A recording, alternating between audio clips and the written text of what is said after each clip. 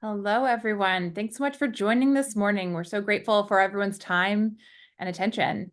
I'm Erica Burns, Senior Vice President at Whiteboard Advisors, and I'm gathered here today with a esteemed group of folks to talk about skills-based hiring.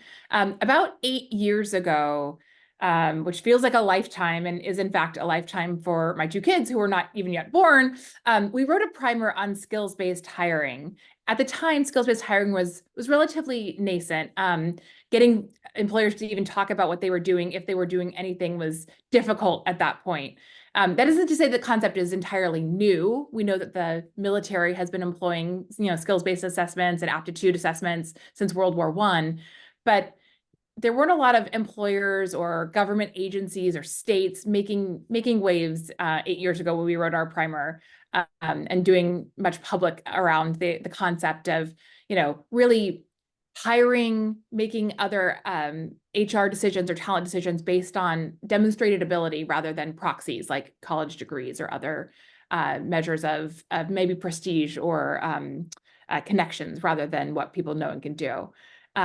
Luckily, in the 8+ years since the primer came out, driven by a wide range of economic and social imperatives, many of which you guys are much more familiar with even than I am, skills-based practices have become much more widely adopted and discussed. 18 states have taken some kind of action according to Opportunity at Work's tracking of this.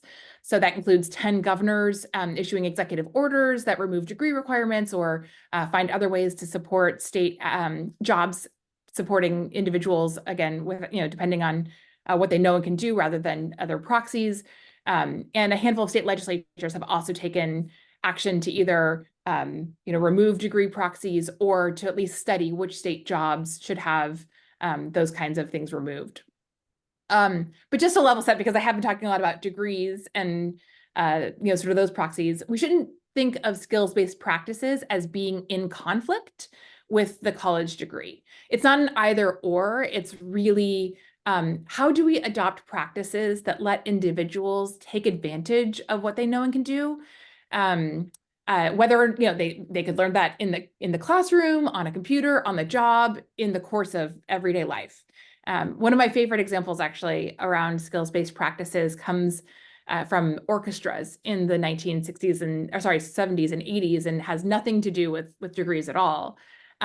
When orchestras placed performers behind a screen during the process of auditions, women became 50% more likely to make it past those initial audition levels. So just by letting the performance speak for itself, we saw incredible increases in the number of women playing in top orchestras. It grew from about 5 or 6% in 1970 to 25% by 1997, and now about 40% of orchestra musicians are women. So we do see that these things can make a difference in the dimensions of difference that exist within a employer's talent pool, or people who actually obtain those roles.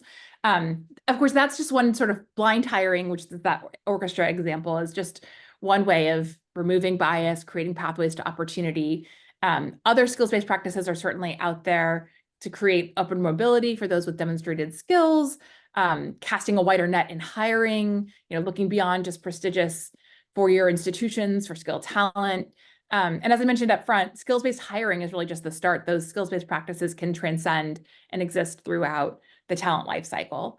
But obviously this easy idea of great, let's just hire on what people know and can do versus their skills. There's a reason that proxies exist, which is that measuring skills and competencies is really hard. Doing it in a way that's valid and reliable, making sure that you're actually assessing for what you think you're assessing for.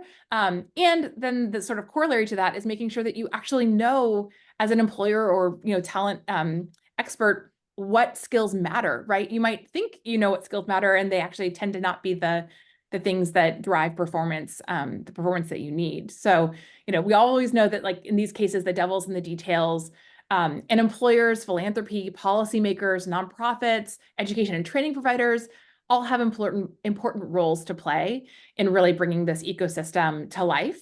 And luckily, we have so many of those voices on today's call for us to hear all those different perspectives with.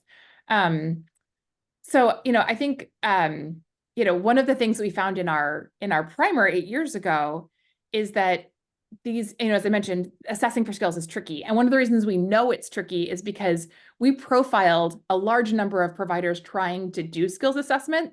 And the vast majority of the ones that we profiled 8 years ago no longer exist, right? They weren't able to get the traction and ability to ensure that they could exist and sort of sustain their role. And so, I think, one, it's tricky. Two, just because some have tried and failed doesn't mean that we should stop trying. Which brings me to all of the great participants of today's webinar who are all working and trying to bring these skills-based practices to life. So on today's webinar, we've got Lauren Weber of the Wall Street Journal, who will lead our conversation, with Lydia Logan, the Vice President of Global Education and Workforce Development at IBM, Steve Taylor, the Director and Senior Fellow of Post-Secondary Education and Future of Work at Stand Together Trust, Laura Thompson-Love, Partner at Grads of Life, and Amanda Winters, Program Director of Post-Secondary Education for the National Governors Association. We're so excited for this group to give us a lay of the land, talk about what we've learned in recent years, and what to watch for in the coming year. We'll also have an opportunity for Q&A at the end. So you'll see the ability to put some questions in the chat. Feel free to add those in even as we go. We'll take those and consolidate them and see if we see any trends or other things and make sure that we bring those forward for Q&A at the end. And so with that in mind, I am so pleased to turn the mic over to Lauren, who's a national journalist who's covered all of these moves closely for our conversation today. Thanks, Lauren. Thank you, Erica. That was a great introduction. And as you can all see, we're going to touch on a lot of really important topics and issues in our conversation today, and hopefully we'll get to as much as we can. I want to start out by just taking a step back. Erica covered a little bit of this, but this is open to anybody. What is the rationale? As she said, many states have now adopted skills-based hiring. A lot of employers, large employers have as well. What is the rationale? What is the challenge that these entities are trying to solve? Well, I can certainly jump in here. One is that there are a lot of people who are able to work, and with a degree as the bar, they're basically kept out of the workforce unnecessarily, or they're kept out of the jobs that they could be performing. And in certain sectors, particularly in the tech sector, where we have jobs going unfilled, there's no reason why the degree should be the barrier. If you are willing to do the work, you're able to do it, and you can prove that you through training and some applied demonstrations that you can perform the job, there's no reason why a degree should be the barrier.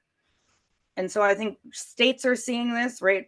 Everyone wants a strong economy. We want as many people to work as can. And alternate certifications or, digital credentials, short form programs, lots of opportunities now that exist that didn't before. It really was more of you're an apprentice, you're a degree program, or there were a few other options. Now we have many, many more options, and states are taking advantage of this. Amanda or Steve, can you talk sort of from the government perspective? Why would states be interested in this? Sure. It's a lot of the same reasons that Lydia mentioned in the public sector. Public sector is one of the biggest employers in most states, from state level agencies down into municipalities.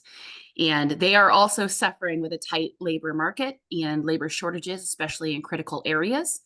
And so I think there is a desire, and there's a moment here where we're talking about different populations that have been disconnected. Second chance hiring is a big theme amongst the states that are also talking about skills-based hiring, talking about opening up opportunities, because we have all those jobs out there and not the people in there to fill them. So I think that there is a need both on the public and private side to get more innovative and to think a little bit outside the box, and excited to dig into what some of the possibilities are there, but just the concept of it, I think, is one that's attracting people across the aisle to think about, we've been talking about degrees. What else could we talk about? How else could we better understand where the skills live in our workforce? I think a really big part of this is just the basic statistic that only 38% of Americans have a college degree over the age of 20, I mean, under the age of 25, I think. So, you know, we're talking about a majority of Americans here who don't actually have that bachelor's degree. So, you know, when companies or, you know, any kind of employer prohibits those people from taking certain jobs, like they're already losing more than half of the potential labor pool for a lot of jobs out there. I'm curious, and I should, spoiler alert, I'm actually working on a story about skills-based hiring, which hopefully will be out soon. And I spoke to somebody at IBM and others. What are the obstacles here? What are the main obstacles that either states or employers hit when they make this commitment to doing skills-based hiring? I can chime in here from the Grads of Life perspective, and we work with employers of all sizes to really adopt and implement skills-based practices. So we're seeing these challenges and barriers come up. And I would say two main categories that we're seeing. One is technology. And so thinking about how HR professionals really evolve the way that they are recruiting and hiring, and the current kind of systems and tools that they're using in terms of their applicant tracking systems and HRIS systems that really were built to exclude candidates without a four-year degree without a four-year degree in many ways now have to be sort of rebuilt without that bias. And I think going from sort of a degree-based model to a skills-first model also requires a lot of intention around sort of a skills infrastructure and a skills kind of taxonomy. You know, what are the skills that are needed at various roles throughout the company, so that you can make the most of a skills first hiring model and not just bring people in the door, but actually upskill, reskill them, and allow them to move up throughout the company. So that first one is a technological barrier. And then the other one I think is more cultural, which is really around how do you get alignment from the highest level, CEO, you know, CHRO, which are, we find generally very bought in and excited about this, all the way down to the people who are actually going to be enacting the change, frontline leaders, HR, you know, hiring managers, and how do you sort of help everyone understand the rationale where we started this conversation, and the promise and the benefits of skills-based hiring. And it does take a lot of intention and sort of communication and focus to get that level of buy-in and alignment, to go from sort of just a pilot in one part of the company to broader scale. Yeah, I would say, you know, part of this is, especially for companies that are making the transition, the managers that are doing the hiring are the ones who came in the previous sort of regime. They're the ones, they have college degrees or they came up in their careers with a degree. And so I think they're, you know, what I've seen in my reporting is often that bias can be a really big obstacle to getting some of these, to getting people to change how they're thinking about hiring. Can I say one other thing? Please.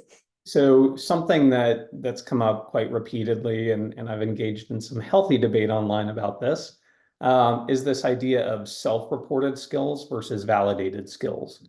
And this is where I think there is some maybe healthy level of skepticism among employers, but also among sort of the academic community, that there may be a lack of trust in the skills-based hiring process, because when it is simply self-reported without sort of validation to back up those skills, it leads to a lot of question. And so right now the proxy is skills contained in a degree are somewhat validated. So it becomes the trusty proxy. And this is something that at the American Council on Education for years when I was there, we had the AC credit recommendation service, we had the military evaluations. I think this is why we see employers more readily trust military experience, because there is an understanding that regardless of which base you were at, regardless of which branch, you know, there is consistency in understanding a skill is a skill, in terms of how the military teaches, assesses, and how that looks in practice. And so there's less trust in that process across the myriad types of education providers, employers, in various settings. Mm-hmm. I am curious, like, given some of these obstacles and, we have been talking about this, as, Erica said, Whiteboard did its primer 8 years ago. Been talking about this for almost a decade. Given some of the obstacles, I'm curious where you all would say we are in this process. Like, give a report card, maybe Laura and Lydia from a corporate perspective, and Amanda and Steve at the government level. I'd say it's less of a report card from an A through F and more of a continuum. Where are we in the process? Do we have everything that we need in order for this shift to fully take place? And I'd say we're still pretty much in the beginning, even though we've been at it for a while. I'd say we are just getting to a place where the conversation is getting into the general public, where people are getting hired on credentials and certifications rather than degrees, where employers really are having healthy discussions and looking at systems, looking at culture change. CEOs are talking about it. Ours certainly is one of them. The Business Roundtable has led, initiatives around apprenticeships and alternative routes into businesses. It really is becoming a core part of the future of work conversation rather than a side conversation. So now that it's moving into the center, we're looking at the entire ecosystem. What policies need to change? And IBM has a skills first policy coalition. What programs need to be offered in the community? We've got, Skills Build. We offer it in over 1,000 courses in 20 languages and countries around the world. What infrastructure needs to take place? How are we exchanging credentials in a secure and verifiable way? How are we making sure these programs are, opportunities are available? What are the paths into companies? What do we do with people once they're inside? How are employees lifelong learners? We at IBM can have a minimum of 40 hours we have to do every year, and most of those come with badges. So people are posting and sharing those badges. That system allows us to see what other opportunities in the company are available to us, or how we might put a learning plan together for a direct report to help them get to their next level. This is a complete ecosystem, both inside companies, government, and agencies, and the general public. I don't think that was the case even 3 years ago. I would add that I think on the comms side, we're really far along. Everybody's like, let's do this. We're all excited about the possibilities that exist here. And now we're getting into the hows. And that makes it feel, I think, like a slowdown, because there's been a lot of momentum on sort of the rhetoric side. I went to a committee hearing on the Hill about skills-based hiring, and the members were saying this is the most bipartisan conversation we've had. There was no disagreement about the topic. It was just sort of getting into the how. And so NGA is kicking off some work focused on, as Erica mentioned in her opening remarks, those states who have come out and said, we want to remove four-year degree requirements where they're not necessary for the job, taking that as a signal from governors that they want to change the way they're thinking about talent development in their state.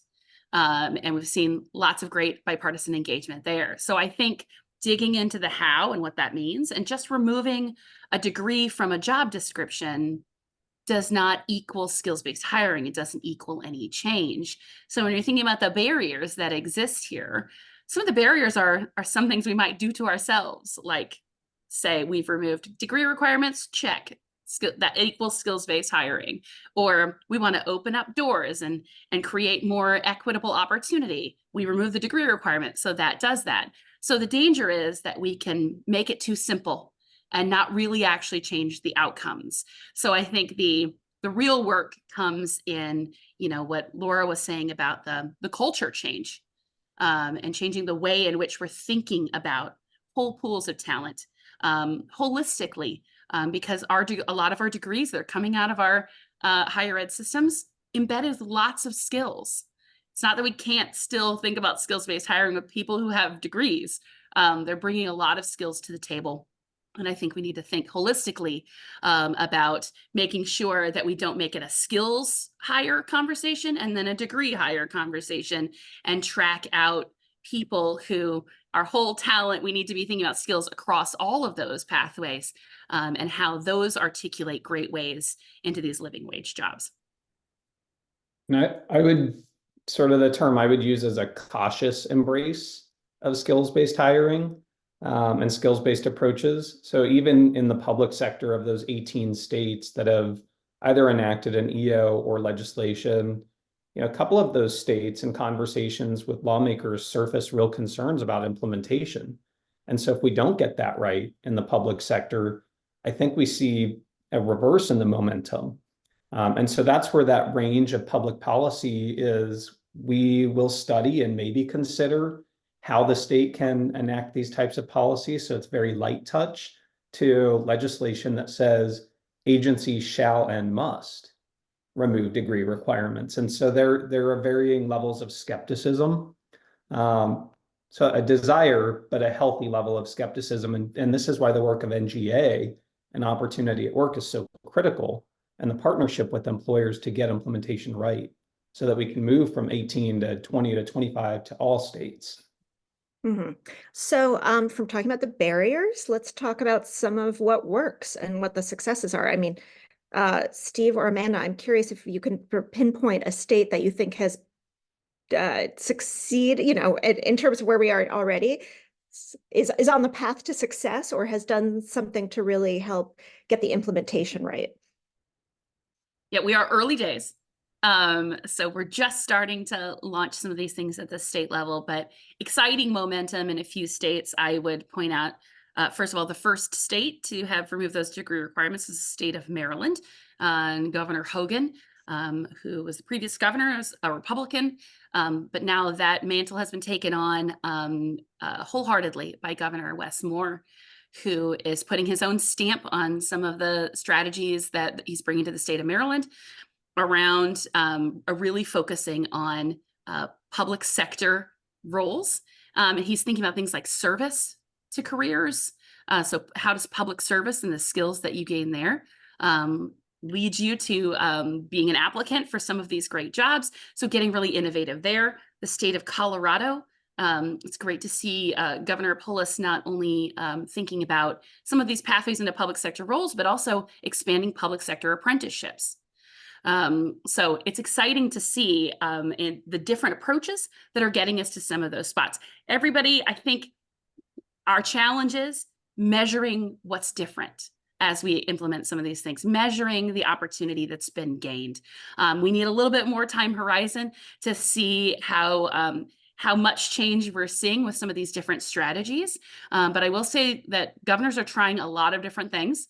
Governor Shapiro of Pennsylvania had this executive order his first full day in office. It was one of his first priorities to say, let's see how we can change. And he's seeing it as a whole state sort of economic development strategy. So again, we're early days when it comes to the hard data about what's happening, but the amount of strategies being tried, they're being tied together in a state level approach to some of these things is really exciting to see. So we're excited to stand alongside them and help them to sort of measure their progress and start to move forward even more. I'd love to double click on Amanda's point about measurement, which we're seeing in the corporate sector as well, that a lot of companies are excited about this and are diving into sort of the action in changing practice. But not necessarily building the systems to actually track KPIs and outcomes and metrics in an intentional way. And the problem with that is, they may know why they want to do what they want skills-based hiring to lead to, but the question is it actually leading to those things like increased diversity in the applicant pool, widening the aperture, increased retention. And if you don't have the data on whether it's doing those things, it's impossible to know whether you should scale, what other business units would benefit from it. And it's actually really hard to make the case internally to grow skills-based practices. So we have been very focused at Grads of Life on trying to unlock the sort of data measurement and eventually data transparency. We hope that more companies will not only track it internally, but publish and report on externally those benefits, both the ROI, like how does this help business? What are the cost savings and ROI measures, but also how does it affect the community? How does it improve economic opportunity and mobility so that other companies can learn from that and sort of follow suit? I think a couple other areas of success or promising, kind of proof points here. One is in Pennsylvania, what we would hope to see is a trickle-down effect, that a governor sets this policy and that there is that trickle-down effect. And what we see, just within the past week is that the Philadelphia mayor has now enacted a similar policy for civil service roles at the local level. So Governor Shapiro is sending that critical state level signal, and sort of change within his sphere of influence is trickling down to the local level. You've got the biggest city in the state now adopting similar policies. We want to see that in other states as well. So governors as first movers it's a great first step, but local leaders and then the private sector can follow suit. Similarly, in other states, so here in the Commonwealth of Virginia, the state legislature and the governor took a critical first step in saying we've got a supply side system problem. We've got disparate workforce programs. We're realigning all of the state's 1,500 workforce programs under one new agency. And so that's a great step on the supply side, but you now have to create the right demand and equalize the supply and demand signal. So the natural next step was removing degree requirements for state jobs to say, we're rethinking strategies around workforce development and the signals we're sending as a state. So I think this data question is absolutely spot on. So, right, one of the barriers is technology, and Laura mentioned that earlier. If the systems are not in place that allow for skills first hiring to happen in a way that's smooth and equitable, that's a challenge. So there's work to be done there with the HRIS systems and the applicant tracking systems. And then there's the culture change, and IBM managers have to go through some training that helps them understand, does this job actually require a degree? There are a few, that we have that do. But for the US, we removed the degree requirement from 50% of our US jobs. And then there's, opening up the applicant pool. So we did see from that elimination of those 50% of jobs, I think it was over 50% more underrepresented minorities and women applying for jobs, and around a 20% increase in hiring from that. So we are tracking those, and to the extent that we can share what those statistics are, we do. Some of the barriers, though, are when people are placed out, we don't know what happens to them. They would have to share that with us. The upside of this is when we've got states and cities and government agencies getting involved, they've got the ability to track, millions of people and their where they're going, provided that people give that that access. I think having the government agencies, states in particular, involved in the skills first movement will give us information we haven't had access to before. We'll really be able to see what is working, what isn't working, and make some data-based, data-driven decision making on where are the improvements that we need. What do we tackle first? So it's exciting for us to be able to work, with the NGA and with Opportunity at Work and with organizations that are doing this work on the ground, driving it both in the public sector and seeing where we can collaborate. I'm curious. Well, so one thing that I found that has been interesting in talking to some employers that are trying to implement more skills-based hiring is often where they find it's helpful, and I think this gets to the skills validation question, is in not necessarily hiring externally, but hiring internally, promoting internally. They often have employees who they know they're a known quantity, they've got a record of performance reviews. Now they are eligible to apply for that supervisory position or that management role, or that, moving from, an hourly position to a salaried role. And I think that's a little bit more challenging with external hires because you just don't have that record of performance. So I think that's an important point for maybe companies or entities that are getting started with this, often you have a pool of employees that you can work with. The question I want to ask related to that is sort of on the upskilling piece. To what extent is it the role, I'm curious your opinion on this. Is it the role of the employer to help pull people into some of these roles that they might have been not eligible for in the past by helping them develop those skills? You're asking for people who are already employees?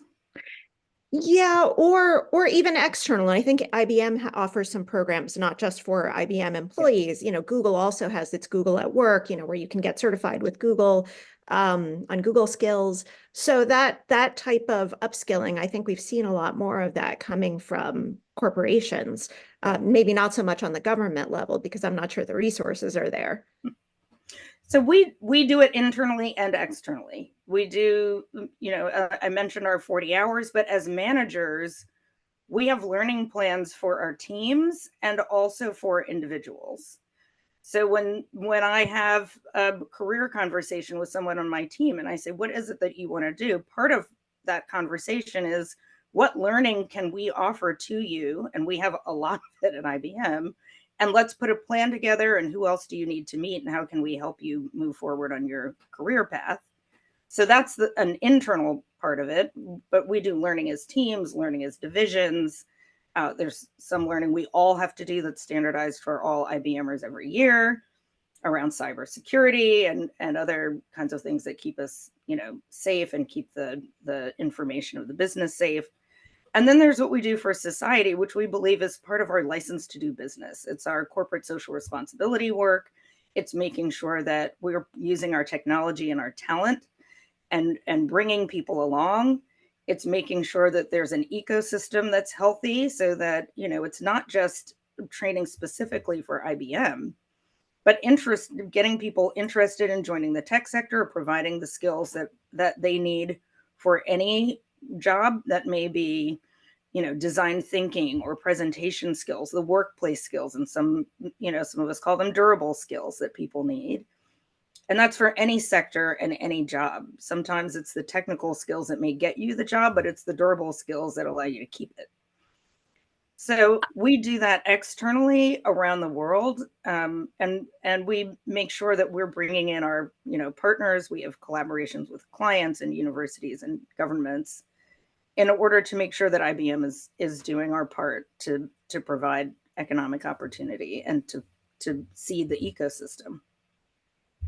I think one of the exciting things about states jumping into this as well is that a lot of investment has been made in stackable credentials and sort of lifelong learning focused pathways at community colleges as well as at universities and states. And so there's an opportunity to sort of hand off or to understand where other steps in the ladder might exist for skill building, because as we're thinking about the ecosystem of either state agencies or employers that we're trying to engage in this in states, we're going to have a range of very small businesses to medium-sized businesses, and then up to our larger partners like IBM. So we're thinking about how can states and the investments that they've made into their pathways, how can those support skills-based hiring strategies at small and medium-sized businesses, so that there is a partner out there who can help you upskill your employees if you're not set up internally to really provide comprehensive training to get them where they need to go. I will also say that over the past couple of years, we have been working with some states that we're calling skills-driven states. And they've been doing some exciting work in a lot of different spaces, thinking about skills-based practices. And the state of Colorado is doing some exciting things focused around their early childhood workforce, and thinking, how can we leverage some of our existing support staff in our schools to upskill into some of these roles. They're already in and around our classrooms. They already obviously like working with kids. We know some of these things. We're reducing the risk for onboarding some new types of talent because we already know who these people are and they've already been vetted to be, in our organization. So harkening back to the earlier part of your question, Lauren, and really thinking about, reducing the risk to try some of these things is super important when we're talking to employers who haven't done these before. And they've been relying on proxies because, as Erica mentioned before, proxies make it easier. Whether or not they are comprehensive and include all the possible opportunities that we need, they make it easy for you to say, yes, we can get you in the door. We feel like you have a foundational amount of skills. So I feel like as we're moving into this, we heard from some of our partners and their constituents at the National Association of Workforce Boards that mostly what some of these employers are looking for is, look, we want to change. We want to make this shift. We think it's exciting, but it can't be hard. Like, we have to have easier ways to get that. It can't be that we have to start from ground zero and rethink a talent development strategy. We need some tools, we need resources, we need support in order to make sure that this isn't a crazy transition for us and that we're still able to maintain our current workforce and that we're able to think towards the future and around the corner about some of our needs. And we don't have a lot of capacity for that because we're a small, medium-sized business who's really thinking day to day about our workforce needs. So I think those are just some of the things I would layer in there too, is that some of these things are super important for us to think about when we're thinking about the range of how employers think about upskilling and onboarding. One more comment on upskilling. We work closely with 110, which is a sort of big coalition of companies committed to skills-based hiring, as well as the Business Roundtable, which Lydia mentioned. And it's been interesting to see, based on industry, where companies focus their skills-based practice efforts. So for example, retail or companies that have a large frontline workforce that maybe are in customer-facing jobs, the barrier for them is more around mobility and promotion. And so they are very focused, Walmart in particular, on career pathways, breaking down the barriers to corporate roles and how do they upskill and train and create skill development and career pathways in order to enable that mobility.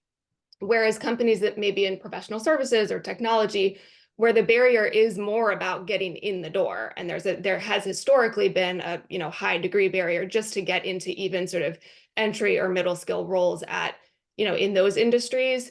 The focus, at least as a starting point, tends to be more around just hiring and removing degree barriers at sort of the entry point. That's a great point. We have a ton of questions from our audience, and I want to get to some of those. A lot of them relate to this question of skills validation, which all of you have talked about. And it seems to me, based on the pitches I receive and the people that I talk to, that there's a lot of innovation going on there. I talk to people about the learning and education records or learning and experience records, the LERs. I'm sure a lot of people have heard of those. Some of them are blockchain enabled. This whole idea of like, how do you validate skills, articulate skills, come up with a taxonomy that everybody can understand. Why don't, and actually somebody had asked, how do you validate not just the presence of skills, but also the quality of skills? I wonder if some of you can talk about what you see as some of the promising developments in this question of skill validation.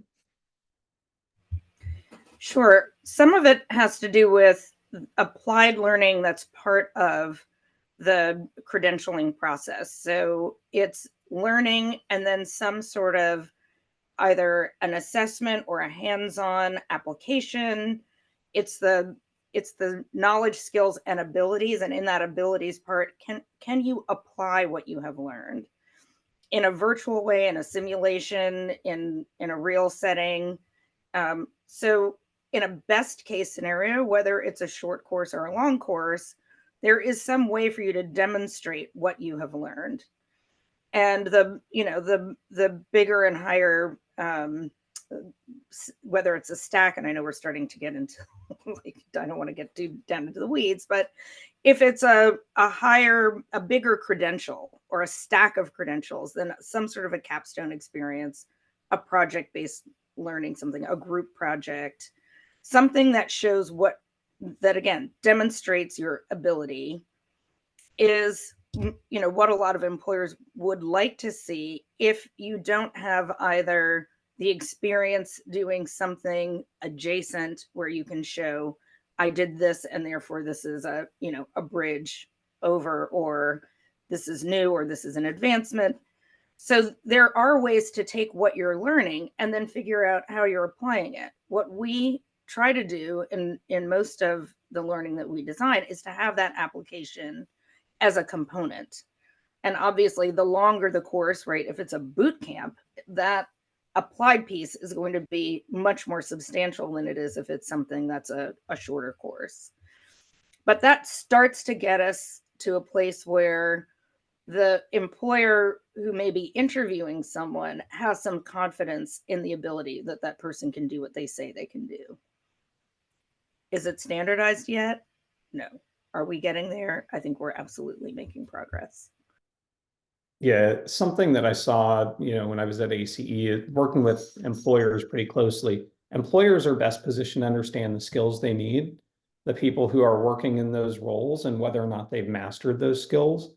And so when we look to corporate training, when a company wants to award some type of credential or recognition that somebody has taken a training course or achieved certain milestones in their job, when we at AC looked at that training, evaluated the sort of content, scope, rigor evaluations or assessments, what we did was easily translated that into learning outcomes that they worked for a higher education setting to say, we're determining college credit, but we needed to take that a step further and figure out how to translate that into competencies that could live outside of a higher education environment. So AC started to work toward a competency and credit transcript to say, if you were in a setting, and I'm going to use one of the former AC clients as an example at Jiffy Lube, and you did a Jiffy Lube training and you were a mechanic, there were skills that you learned as a mechanic, you know, analytics and problem solving that could easily be adjacent or carried over to other settings and other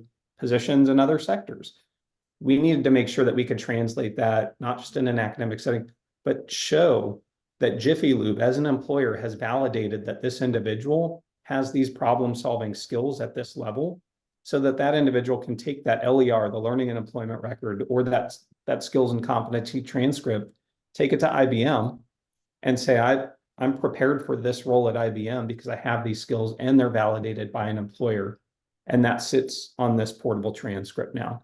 And so I think that's key, is relying on employers as validators of these skills, understanding that not everybody's already in the workplace, so that's not going to solve for everybody. But I think that certainly helps people move up to next level work when they're already employed in a certain setting. I will say, NGA has done some work alongside states over the past couple years as they explore things like learning and employment record technologies. And it's been fascinating. I'm not a tech person.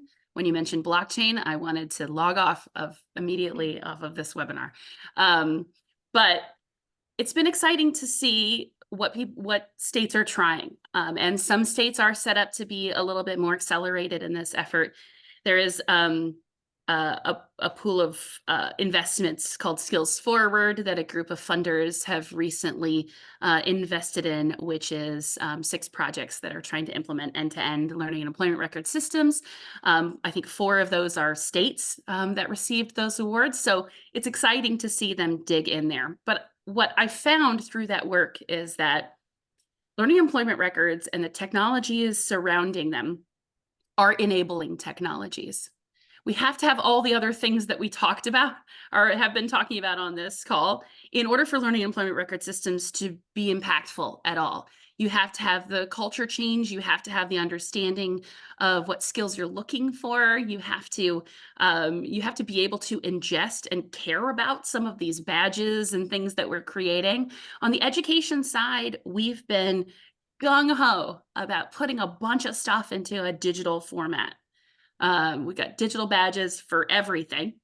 So the amount of credentials is exploding at the same time that we're trying to hone in on necessary skills for certain pathways. So that's a challenge right now, is to weed through all the credentials that are being created right now to figure out what matters. And this has been a challenge before things even went into more digital formats, as shorter term credentials, things that are coming out of our workforce system that might not be accredited, but have training value, to better understand what does value mean in this space. So I think it's partially a conversation around the training provider and the quality of the training provider. If it's another business that you know does great work, who is validating skills, more likely to accept it. If it's a provider or an employer you've never heard of, then you might not care about that. If it's, say, a crappy credential that's put out by a provider that you normally think is good, maybe their reputation makes it seem good to you. So you're not looking at the content of the credential, you're looking at the reputational aspect of this. So there's a bunch of things we have to sort out when it comes to how we can ingest some of these validations of skills through a technology platform and figure out what really is good and what really we can trust. And I think that's a big gap that we're trying to overcome right now, is the trust piece. Even just looking in state systems, transfer of credits between one public university or college to another can sometimes be challenging. That has continued for years. So when we're thinking about this, it's not like one employer is just going to automatically accept validated employer validated skills from another space. They might be more likely to, but right now we've got to see how these skills can transfer in between some of these experiences. And there's going to be some barriers that we can't overcome with legislation or with some of the strategies we're trying to implement. And I think we just have to be aware of some of those coming in. Some of the challenges we're facing now in the higher ed or broader post-secondary space are going to persist into a conversation where we have tech-enabled skills-based hiring. And we have to take what we've learned from some of these other transfer or validation conversations in just the broader credential space and try to bring them to the skills-based hiring and digital credential space, because the technology itself is not going to solve our problem. But if we can use it intentionally, and if we can figure out exactly what we're trying to solve for, then we have a better chance of getting great outcomes for more people. I think when you think go ahead, about Lydia. LERs, right, it's a shift from thinking about a transcript, which is more of an academic college-based construct, to a portfolio. It's all of the things that are on your record. It's what you've done. It's the learning you've acquired, the accomplishments, the credentials, and they may be from lots of different places. It may be the leadership program you completed at work. It may be the summer internship program or the summer training program that you did at a different place. It may be the community college certificate program. It may be the online program you did, and all of those would be part of your LER. I think the other thing to keep in mind when we talk about opportunity is the way things exist right now. You usually pay each of those providers for a copy of that transcript. And you may be paying $25 to the college and $50 to this place. And every time you want to apply to a job and you say, here's my resume and here are the transcripts that go along with it, and you've got to get that collection, and it may cost you $100 per job application, that gets very expensive for people. But if you have an LER that can be shared and it's all in one place, and you as the learner, worker, own it, and you get to share it, then that right there can remove a barrier. But it gets back to the technology. Is it shareable? Is it verifiable? Which employers, whether they're a public employer or a private employer, have the ability to ingest it and use it with their system to consider what's in it for hiring? We also got a question on assessments. Erica mentioned at the beginning that all these companies that were doing assessments, many of them are now out of business. Somebody in the chat asked, why has that been so challenging for companies to figure out how to create effective assessments to do this kind of skill validation? Can I jump in on this? And then Lydia, I want you to challenge me. So one of the things that I've heard from some employers is that because of some of the legal uncertainty or the regulatory uncertainty of using alternative skills-based assessments and hiring, because of the potential disparate impact that it might create, employers have avoided that. And this is where, Stand Together Trust, working with partners like Society for Human Resource Management, are trying to understand all of the barriers in the policy, legal, and regulatory landscape to figure out how we give employers some cover to test and try something new, and pilot some of these assessments without sort of creating that disparate impact. Because honestly, if you think about it, the degree itself, at least in my opinion, creates more disparate impact than trying to pilot some alternative assessment, because you're locking so many people out of the workforce. But policymakers are paying attention to this as well. And we really need the EEOC or others to provide the specific regulatory guidance and clarity to the private sector. And one last point on that is, this is where states are critical first movers. States have some level of sovereign immunity. And, as sort of the piloting entities for some of these alternative assessments, they've got some air cover. And so the private sector can watch and wait and see what states are doing, and then adopt some of those promising practices.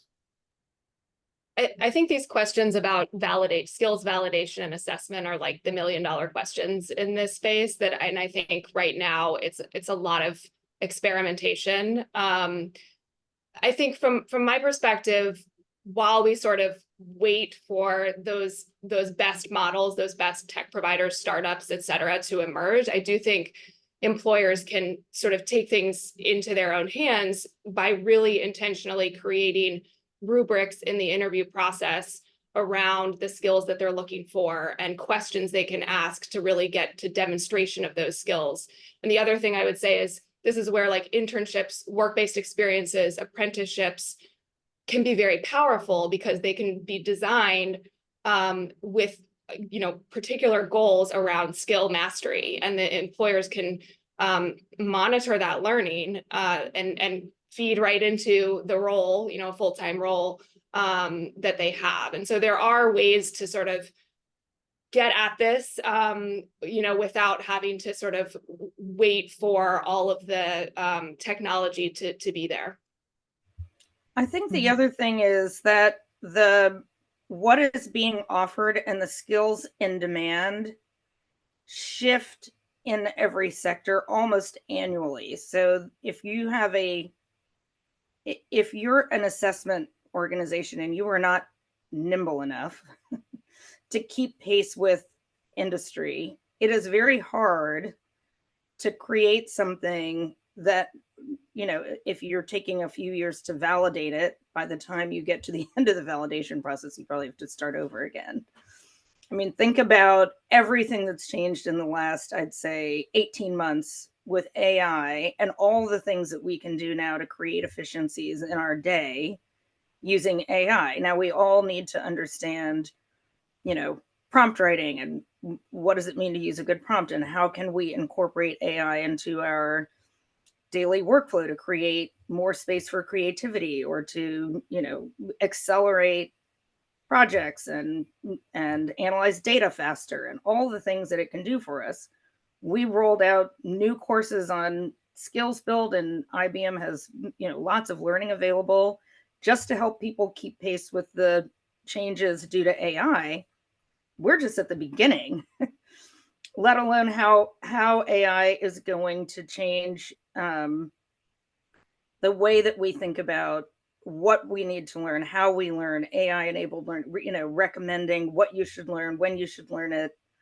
we're incorporating AI into skills build so that we can better, it's a better user experience. I mean, it is all of the components. It is both understanding how to work with AI. That doesn't mean you have to be an AI developer, right? There are all kinds of things that are happening on the development end. It's writing code for people. So it's going to both shift people's jobs, which is what will happen for most of us. We've got to rethink how we use AI to get through our day and do things better and differently. It'll create some new jobs. And then there's some jobs that may go away. It will definitely have an impact on, and already does, on selection. We are, very cautious in how we use it because we at IBM believe in, transparency, ethical use of AI, security. So I think we have to be very careful about when and how it's applied, but it absolutely will shift this space. I mean, to the extent that it could now recommend to me what I should learn and match me with potential jobs, that's happening already. That's all, that's here today. That's not future of work, what might be coming. And that's inside companies who have technology like IBM. And it's also on LinkedIn and other places people are applying. So it will absolutely shift things. We are just about out of time, and I really wish we had, like Amanda, I wish we had another hour to get to more of these questions and points. There's so many great issues here. I mean, few of the other comments or questions that came up in the Q&A in the chat were, what place is there for federal action on this? How can we apply these ideas to older workers, people who are transitioning into new fields, fair chance hiring?